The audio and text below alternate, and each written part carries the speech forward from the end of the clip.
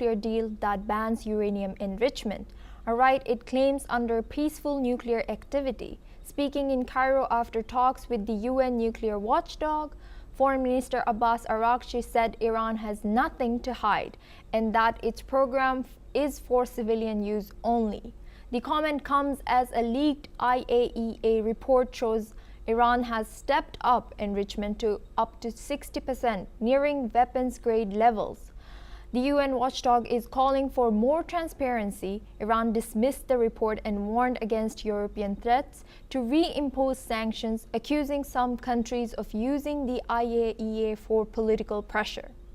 At the core of the deadlock is the US demand for Iran to halt enrichment completely. But Tehran has rejected that as a red line and says it will continue with or without a deal. Iran is pressing Washington for guarantees that sanctions will be fully lifted, something Iranian officials say the US has yet to clarify. 5 rounds of talks mediated by Oman have failed to break the stalemate. Now we have guests joining us. Gleb Burukov, he's an international affairs expert from the Vatican City. Welcome to NewsX World. Thank you for joining us.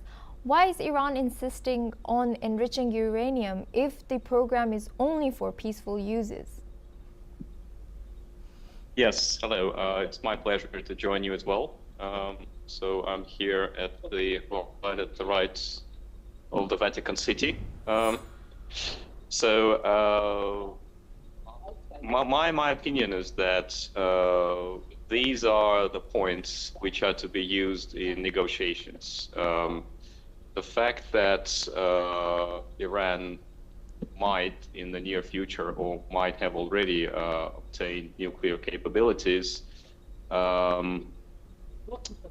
does not, in my opinion, doesn't really change much in terms of geopolitical positioning of Iran, because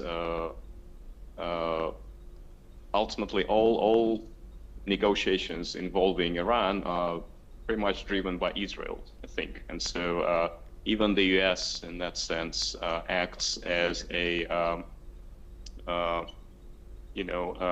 as a party expressing Israeli interests. The fact that Iran is threatening to increase the enrichment levels, I think it's just another step, another piece of negotiation puzzle here. Ultimately, we need to understand that Iran, unlike Russia, which has managed to survive under sanctions, is a much less diversified economy, and especially over the last few years, it has been suffering quite a lot because of the different, side effects of the sanctions. So I think Iranian government understands that in order for it to stay in power and to avoid civil unrest, it doesn't need to get some kind of breaks, in terms of partial sanctions lifting, in terms of relieving the stress on its economy. So ultimately, I think it's not the question of whether Iran actually needs a functioning nuclear weapon. And Gleb, what's because stopping? Ultimately, we'll never be able to use it in any case. What's stopping Iran and the U.S. from reaching a new nuclear deal, according to you? Well, I think that's $1 million question. As I said, I think ultimately it's Israel, Israeli government or Israeli political forces who are behind all of these negotiations as far as the U.S. is concerned. I think ultimately Trump's administration, they are relatively pacifists, so I think it was just down to Trump. He would hopefully accelerate a deal with Iran. But I think there are a lot of other parties involved whose interests Trump needs to consider. And I think these parties are probably having some conflicting ideas about how to tackle Iran. So I think there are more hardliners. There are other political forces which are, in favor of some sort of long-term peaceful solution to the situation. I think ultimately it's not really the U.S.-Iran game. I think it's the U.S.-Israel, and Israel is probably, having a fight between a number of conflicting fractions who don't really know or have not made up their minds as to what they want to do. And could this stalemate increase the risk of a new conflict in the region? That's a good question. I mean, we've already seen pretty intense conflicts in the region. I mean, probably as hard as it gets. I mean, with the recent Iran-Israel, attacks on each other.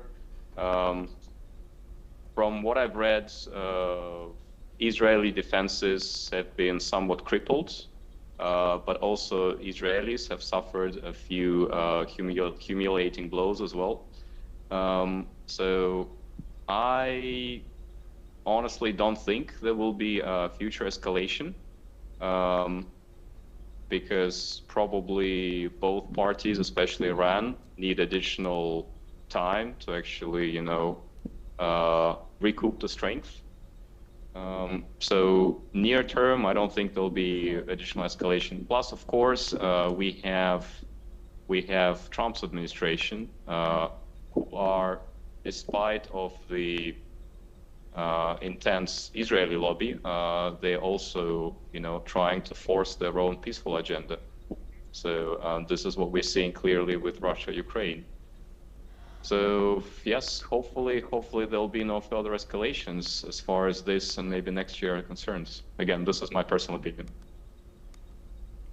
Thank you very much, Gleb Borokov, for joining us. And we have breaking news at a news conference in Istanbul.